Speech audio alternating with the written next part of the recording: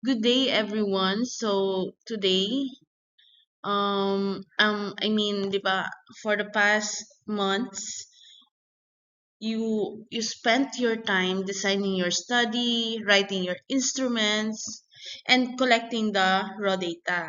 Pero ano ba yung ginagawa natin dito sa pile of survey responses, sa interview transcripts, or dun sa mga test scores na nakuha natin, na nag-gather natin? So, yun yung if-figure out natin on this lesson.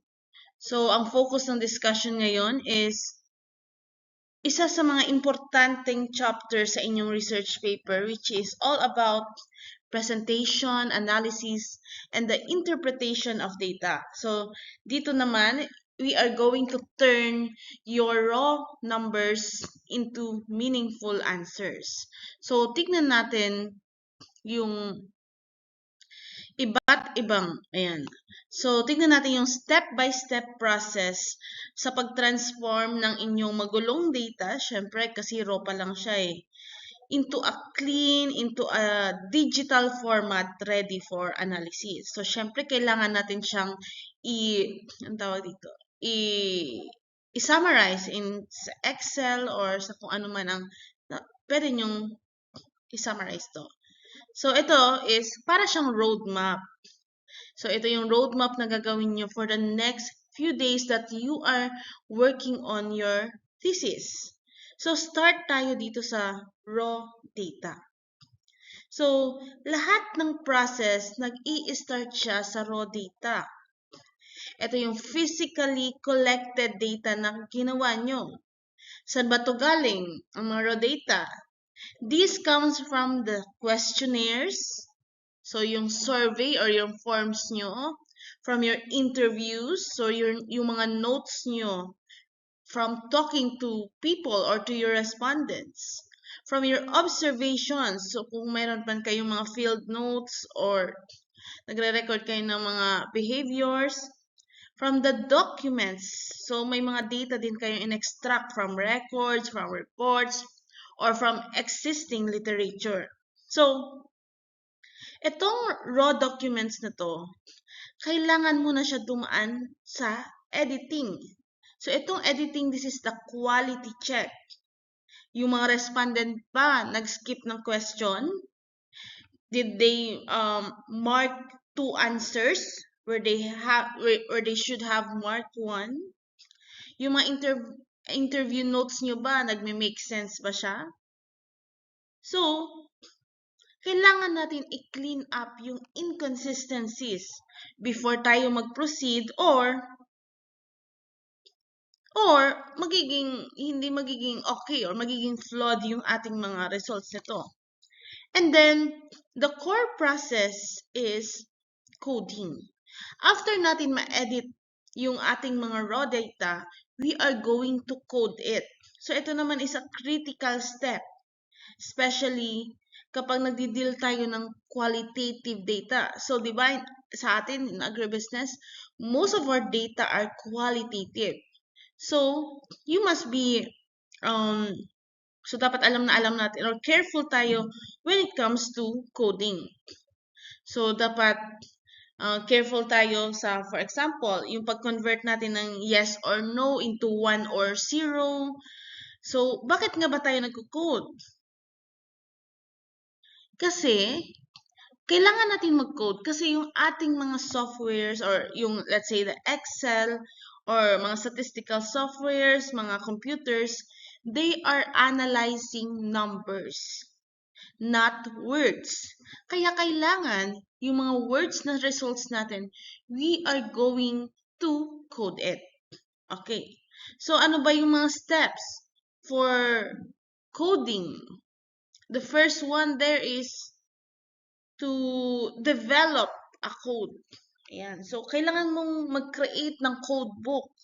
So, ito yung list that assigns a numerical value to every possible response. So, for example, male, 1, female, 2, agree, 5, disagree, 1.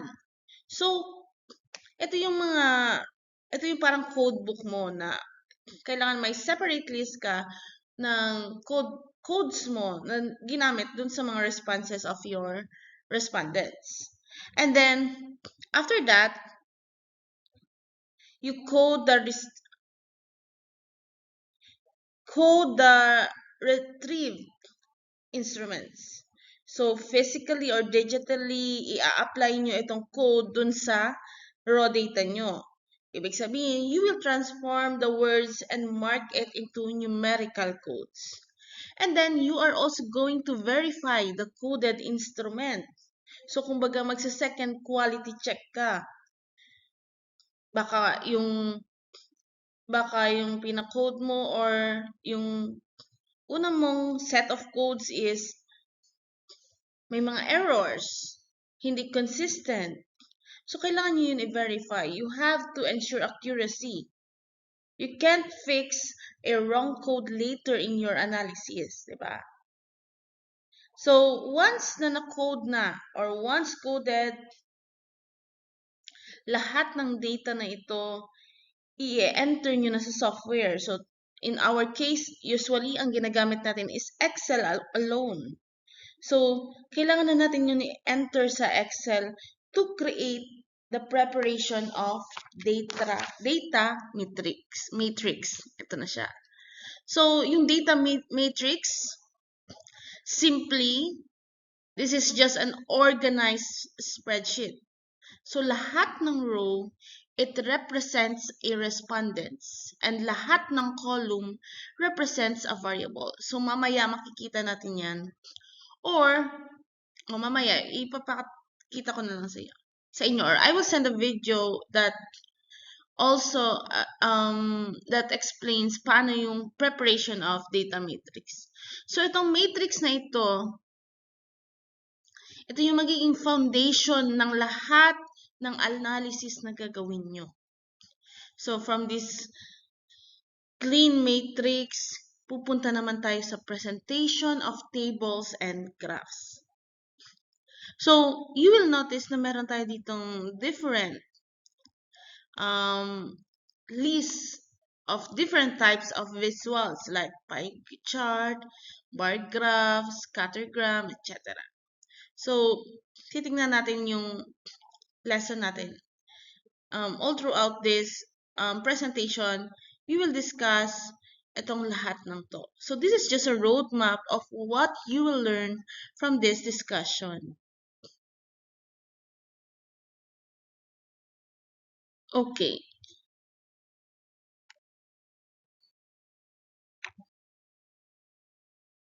Okay, so the next slide here,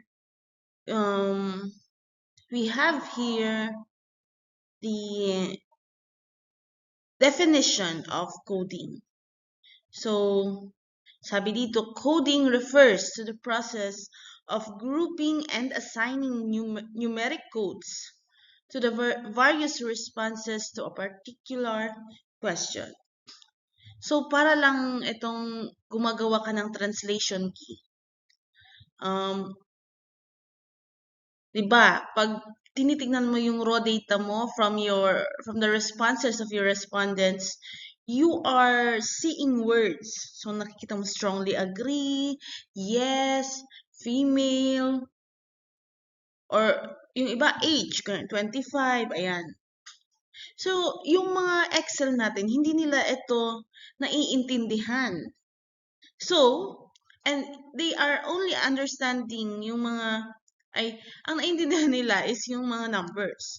So, kailangan natin gumamit ng code para ma-translate natin itong mga meaningful words into values na kayang i-analyze ng computer.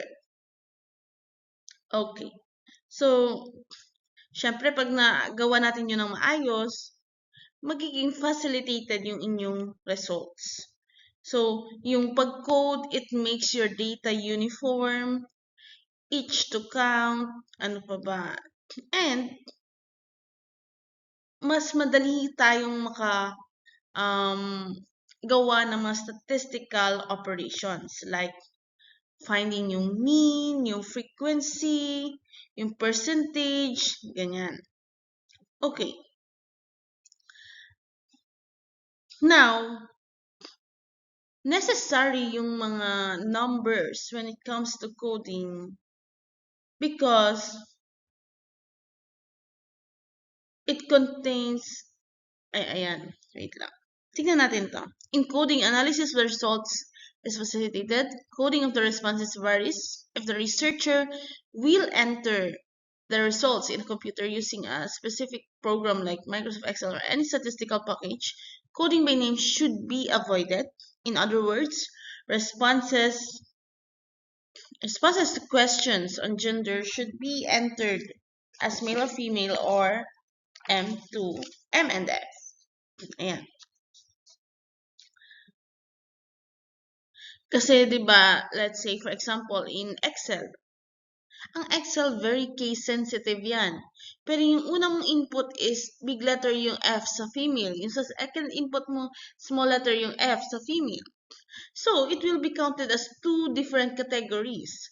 So, mako-contaminate nun yung data na ginawa nyo.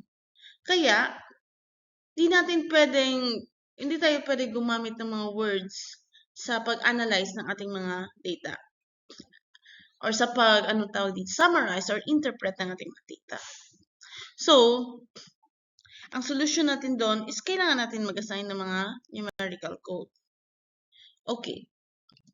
Next, it says here that instead, a numeric code like 1 representing male and 2 representing female should be used instead. So the reason is that, okay. However, the researcher opts for manually generated results.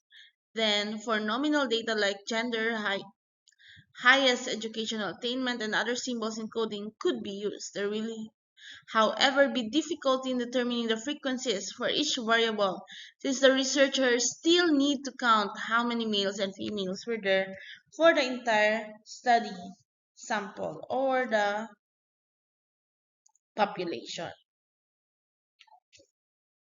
Okay, so let's explore this. So sabi dito sa second paragraph, manual analysis daw. So kumbaga, this suggests that if you were analyzing results manually, meaning you are counting everything by hand or gamit ang inyong calculator. So, ito ay very rare na ngayon. Technically, pwede tayong gumamit ng mga symbols para dun sa mga nominal data like yung mga male or female or maybe yung mga high school, college, ganyan. Pero yun nga, if ganun yung gagawin natin, magkakaroon tayo ng difficulty in determining the frequencies. Yeah. So,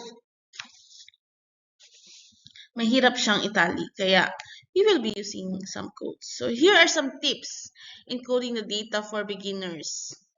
So, sabi dito, determine whether the responses to the questions asked are names or numbers. If the responses are names, then the researcher can use numeric codes. So, the questionnaire asks for the gender and the civil status. Ayan. Let's look at that. If the researcher opts for a manually generated result, then M or F for gender and SMW for civil status could be used. However, if yung data nyo will be entered in the Excel, then kailangan nyo maglagay ng code na to. For example, sa gender, male is 1, female is 2. Civil status, single is 1, married is 2, 3, widow or widower is 2. So, for data requiring numerical answers like age, length of service, number of years in the present position, monthly income, and the like, numerical codes are required if the answers found in the questionnaire are shown in a scale. Ibig sabihin, kapag yung nandun sa questionnaire nyo is naka-scale form, for example, ito, age of respondents, please check. Mayroon ka ng range ng mga nilagay. for their options. Ayan. Kapag ganyan na case, kailangan nyo maglagay ng code. Pero kung inaas mo naman yung kanilang age lang, blanco lang, no need na for the code. Okay. So, ito yung mga tinatawag natin na group data. So, for data like this, kasi syempre, yung mga respondents natin, kapag ganito yung data natin, hindi naman sila magsusulat ng 45. They will check the range kung saan pasok yung kanilang age, 'di ba? So, hindi yun kayang i-analyze ng Excel natin. Kasi syempre, kailangan nyo ng single definite number.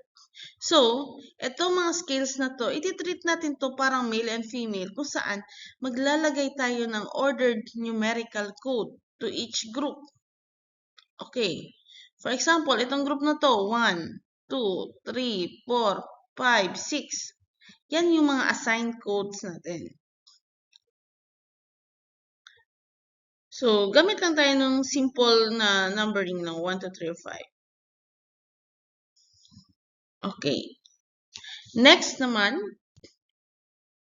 yan. However, if the researcher asks from the respondent specific answers, then coding is no longer applicable. Okay.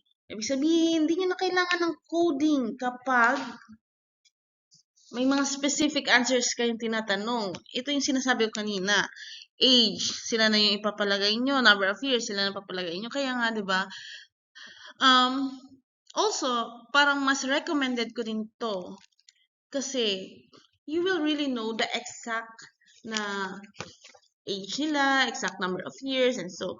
If researchers want to capture the average or mean age, years in service, years in the present position, number of children, and monthly income of the respondents, never present them in a scale. Okay.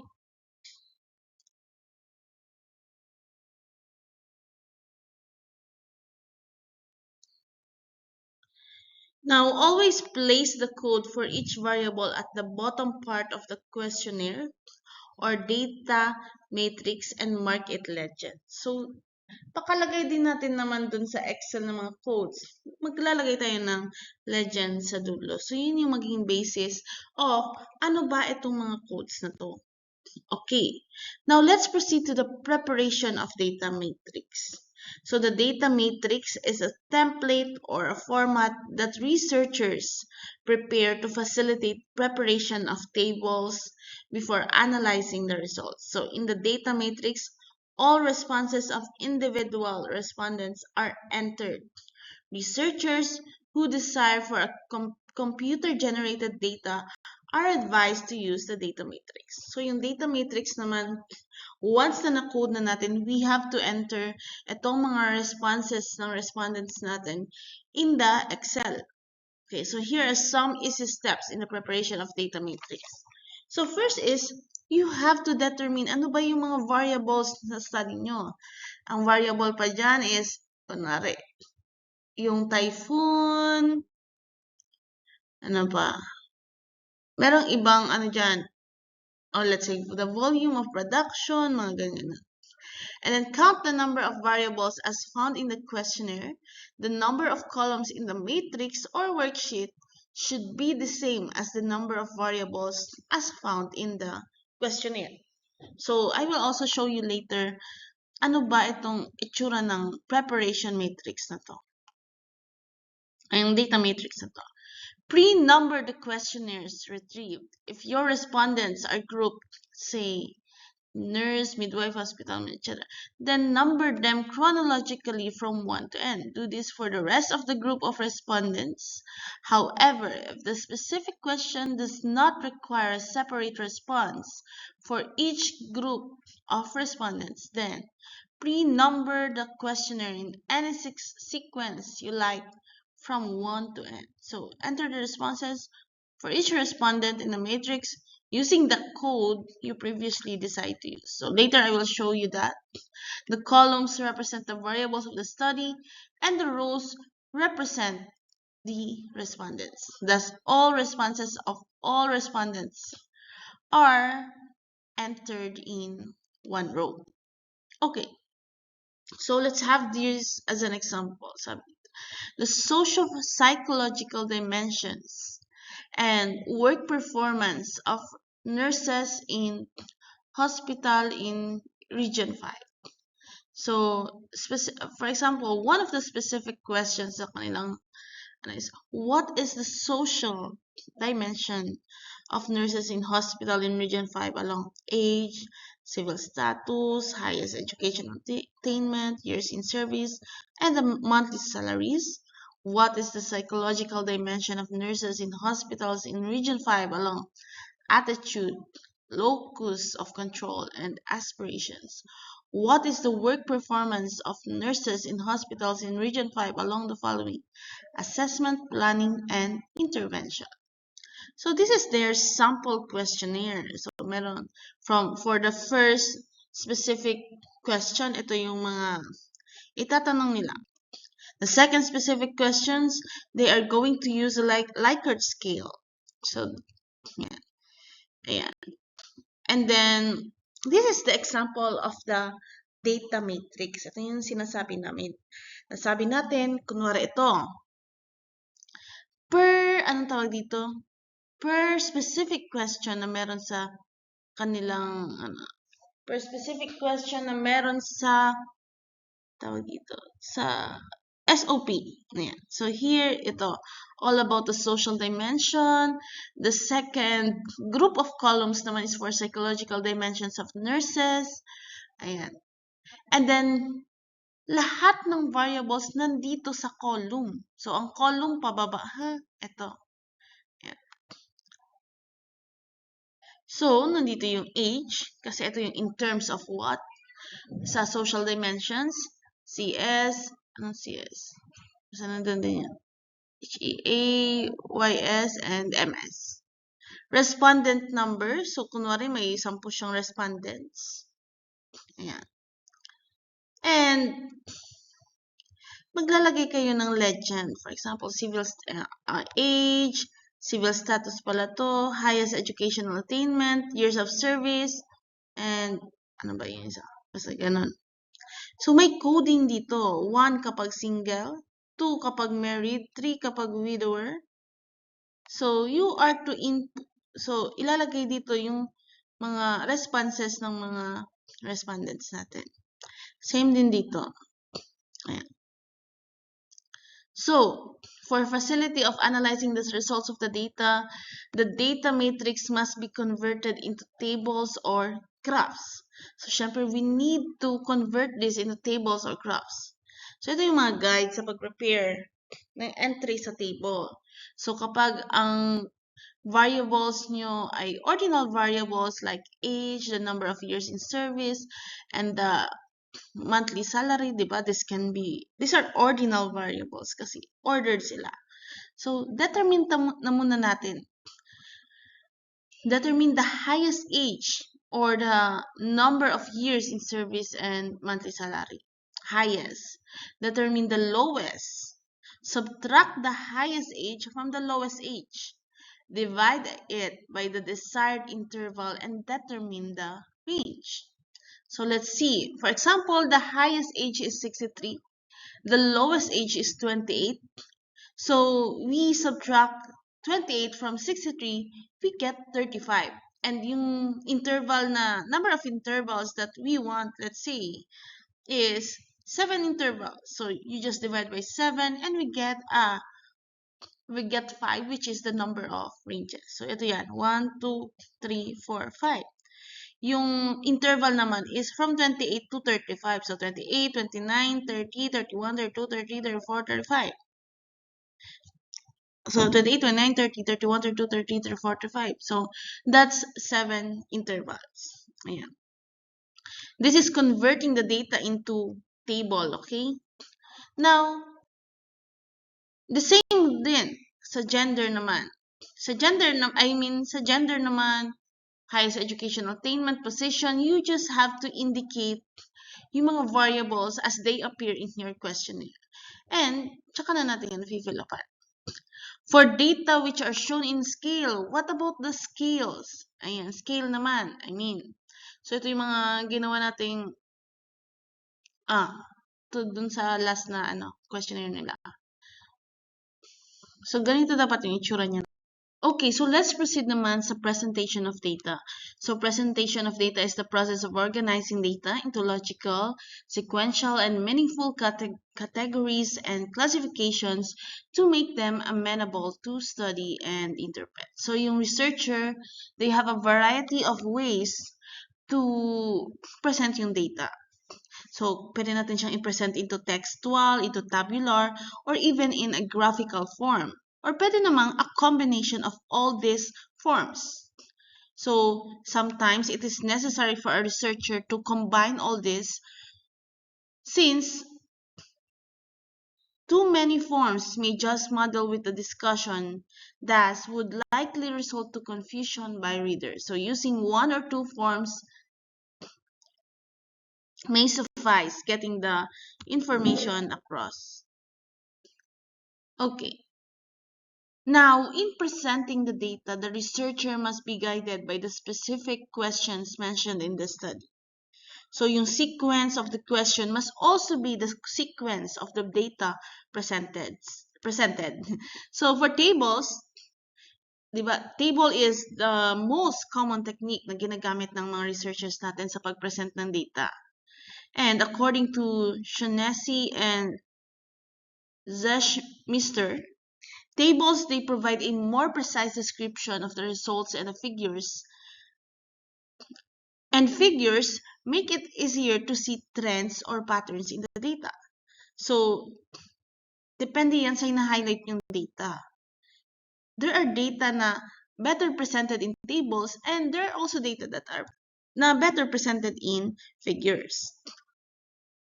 So, most theses, they are using tables.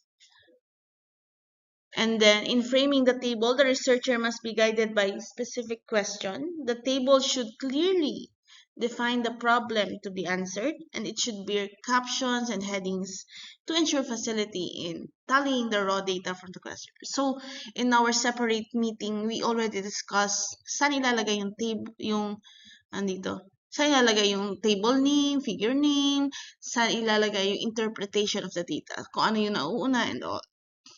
Okay. So, basically, inuuna naman talaga itong paggawa ng figures and tables before we analyze the results.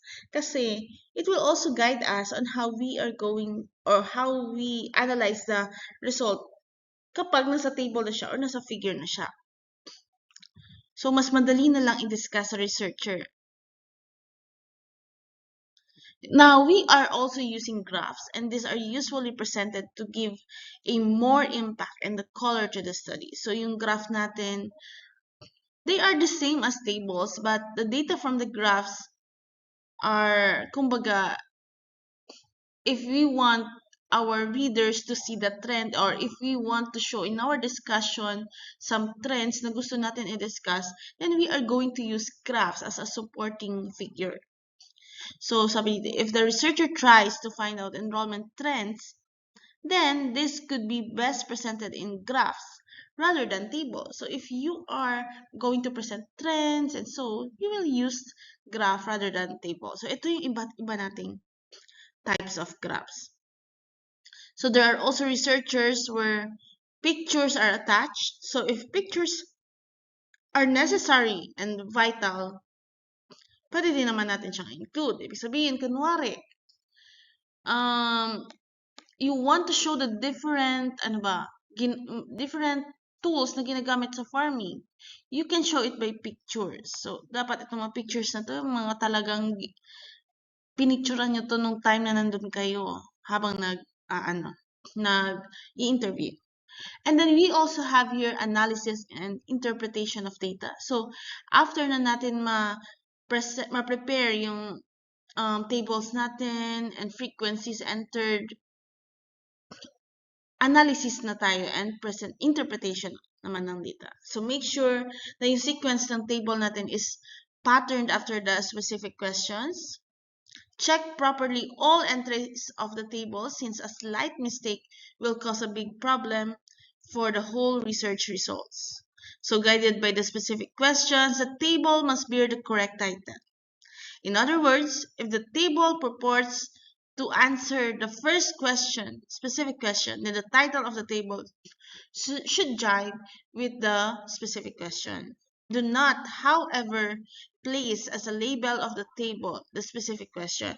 Ibig sabihin, dapat yung title ng table nyo, ng figures nyo, must be, dapat nagja-jive siya dun sa kung ano yung specific question nyo for that part na sinasagot nyo.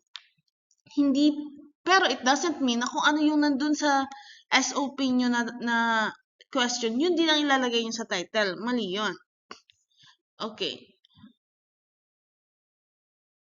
So, in analyzing the data, the researcher must be guided by the specific question. The researcher should strictly follow sequentially the logical arrangement. So, ito yung sinasabi ko before na kung ano yung pagkakasunod-sunod sa SOP nyo, yun din yung pagkakasunod-sunod sa results and discussion nyo. Okay. You are going to interpret the data.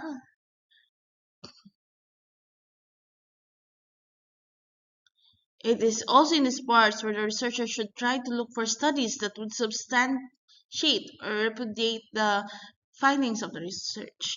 So, importante din yung reviews nyo kasi there may be studies that will support the result of your study. So, pwede natin siyang i-cite doon. Pwede natin siyang i-include doon. Pwede natin siyang i-supplement doon sa result natin. Kaya importante din that we really take it seriously yung pagbasa natin ng mga thesis or mga researchers or researches or studies ng iba't ibang yung iba din na na almost the same topic or category ng discussion or topic sa thesis niyo. Okay, in the interpretation of data, the researchers should discuss implications to the field of study. So, hindi lang ito para sabihin nyo na this is the average number of this is the frequency. Hindi lang yun. You are going to discuss implications. How do you interpret that result? So the study's contribution to knowledge and theory building should always be discussed. So you can use these levels of interpretation para meron kayong guide on how you will write your interpretation of data. So first one is of course to discuss ano ba yung trend dun sa result nyo. Ano ba yung pattern dun sa result nyo na na-observe nyo. After that, you have to give meaningful insight or meaningful interpretation dun sa nakita nyong trend and pattern. And then, inferences integration of findings. This is done on two levels. Internally, by piecing out the small details to form an integrated whole, and externally by establishing linkages with existing knowledge through a reference to the reviewed literature. So this type of linkage will show whether the result of the study would support or contradict existing knowledge significant to the research theory making and theory building. Ibig sabihin, pwede nyo siyang i-integrate sa yung findings mo dun sa connection ng iba't ibang variables. That's internally. Pwede namang externally by introducing a reference na nakita nyo, na na-review nyo, na support or declines itong result na na-observe nyo sa inyong data. And level 4, we have here the implications of the result to the theory and practice in the discipline and other disciplines. So you can use this from level 1 to level 4, a guide on how you will interpret yung mga findings nyo sa study nyo. So, The next chapter is chapter 5, or the summary, conclusions, and recommendations. For the summary, it's just a brief description of what the study intends to find out. So, ibig sabihin, ano ba yung goal, objective of your study? The respondents of the study, sino-sino ba yung sinamam or you considered respondents in your study? The scope of the investigation, in terms of variables, in terms of place, yeah. The tools used. So, ano ba yung statistical tool na ginamit mo? Or ano ba yung mga statistical analysis na ginamit mo? The method and how the data were statistically treated. All these parts of the thesis must be explained. So, kailangan nandun yung lahat. Itong mga data na to must be in your summary. Now, the findings of the study, this section summarizes the results of Chapter 4. It should be recalled that the discussion in Chapter 4 is based on the statement of the problem or statement of objectives as reflected in Chapter. Therefore, if there are 5 specific problems, there must also be 5 major findings of the study. Ibig sabihin, yung findings of the study must also be aligned or aligned dun sa number of objectives nyo or number of statement of the problems nyo. So the researcher should not, however, limit their findings to the number of specific questions. Ayan. So, hindi porket 5 yung nandun sa statement of the problem nyo na questions, 5 din yung findings nyo. Your study might have many findings for each specific problem. Pwede bang for, let's say, for SOP1, it has different variables na tinest nyo. You can make different findings for these different variables. And a summary, however, of all the findings to the problem be presented under one heading. Okay, for the conclusions, these are general statements of the findings of the study. So conclusions, these are direct statements that explain the findings of the research. So kapag naggagawa na kayo ng conclusion, make sure na you are also considering or you are basing it from your findings. So, ganun din. If you have 5 SOP, then it must also have 5 conclusions. So, here are the different guidelines in writing your conclusions. So, these are inferences, this logical, and so this should appropriately answer the specific question. The study becomes almost meaningless if the questions raised are not properly answered by the conclusions. So make sure that your conclusions is an answer to your different statement of the problem. What were factually learned from the inquiry? No conclusion should be drawn from the implied or indirect effects of the findings. And no conclusions must be based on your emotions. Make sure that you are providing your conclusions objectively. It must be formulated concisely. Okay. So, these are the guidelines sa paggawa niyo ng conclusions. It should not be repetitions of any statements anywhere in the thesis. So make sure that the conclusions that you were able to provide are not redundant. Yeah. And recommendations are based on your conclusions. So as much as possible, the researchers should follow a one-to-one basis in writing conclusions and recommendations. In other words, if the study identified 5 conclusions, then the researcher should be able to identify 5 recommendations. However, for conclusions which are similar, recommendations could be lumped. Ayan. So we also have here some guidelines in writing your recommendations. So I leave it to you to to be your guide when you are writing your recommendations. So good luck on the final or the output of your thesis.